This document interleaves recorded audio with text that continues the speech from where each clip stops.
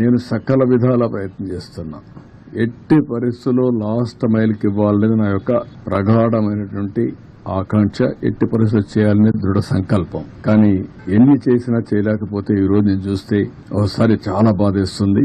ఒక అతను 1 సంవత్సరం అబ్బాయి తీసుకొని వచ్చాడు. తీసుకొని వచ్చి ఏడుస్తున్న దగ్గరికి వచ్చి, నా భార్య వదిలేసి వచ్చాను ఈ పిల్లవాడి కోసరం, వీడిని బతికించుకోవడం కోసరం నేను భార్యను కూడా వదిలిపెట్టి ఇక్కడికి వచ్చాను. పలానింట్లో ఉంది, నా భార్యను తీసుకురండి అని చెప్పి ఏడ్చే పరిస్థితికి వచ్చాడు. ఒక పెద్ద ఆయనైతే వైఫ్ డాటర్, మా ముందరిని ఆ వైఫ్ పెయింట్ అయిపోయే పరిస్థితికి వచ్చింది. ఆవిడ్ని తీసుకురావడానికి సమస్యలు. ముసలివాళ్లు నడవలేరు, బాగా వర్షపు నీళ్లు తడిచిపోయారు. తడిచిపోయిన తర్వాత బట్టలు కూడా లేవు, రోడ్డు మీద కూర్చునే పరిస్థితికి వచ్చారు. అవన్నీ చూసినప్పుడు ఎంత నిస్సహాయ స్థితిలో ఉన్నాం, ఎంత బాధాకరమైన పరిస్థితిలో ఉన్నాం అనే బాధ కలుగుతుంది. అందుకే ఈ రోజు మళ్లీ ఆలోచించాం.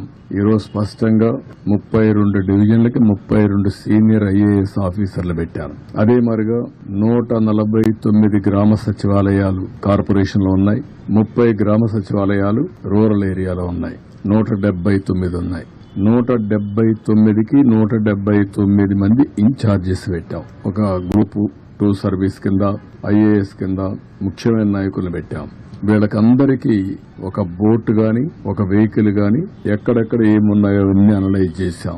ఉదాహరణ, కొంతమంది నడిచిపోయే పరిస్థితి వస్తుంది. ఇప్పుడు బాగా వెసులుబాటు వచ్చింది కాబట్టి ఒక ట్రాక్టర్, ఒక వ్యానో పెట్టుకుని ఫుడ్ పాకెట్స్ అన్ని డిస్ట్రిబ్యూట్ చేసే పరిస్థితి వస్తుంది. కొంతమంది బోటే కావాల్సి వస్తుంది, బోటు ద్వారా ఇవ్వాలి. కొంతమంది ఏదైతే నడిచి కూడా నేను చెప్పాను ఇచ్చే అవకాశం వస్తుంది. కొన్ని ప్రాంతాల్లో ఓసారి రీచ్ కాలేనప్పుడు, రీచ్ అయినా కూడా సరిగా చేయలేనప్పుడు 6 హెలికాప్టర్లు ఉన్నాయి. హెలికాప్టర్ల ద్వారా ఫుడ్ అంతా కూడా డ్రాప్ చేసే పరిస్థితి వస్తుంది. దానికి కూడా ప్రణాళికలు తయారు చేశాం.